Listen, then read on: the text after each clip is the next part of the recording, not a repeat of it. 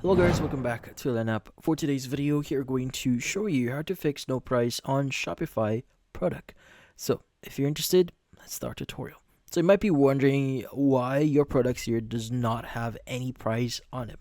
Well, there are going to be a few things that you need to check. So first things first, you want to go to shopify.com, log in into your account, and once in here, we want to go to our products. Let's go and click on products at the left side. And you want to go and click on the product that you want to update. So for example, I have this product here, which is in this case jewelry. Let's go and click on it.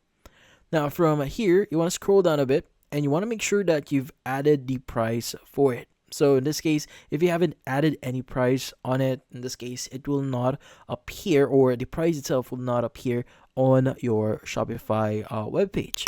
Now, another thing that you may want to check here is you want to go ahead and edit your online store here. You want to go to Themes, and you want to go ahead and click on Customize. Now from here, what we need to do is you want to go ahead and basically visit your product page. Let's go and click on our page here at the very top, click on products and just click on default product. Now from here, you want to go ahead and just select the section. So we have product information, go ahead and click on it.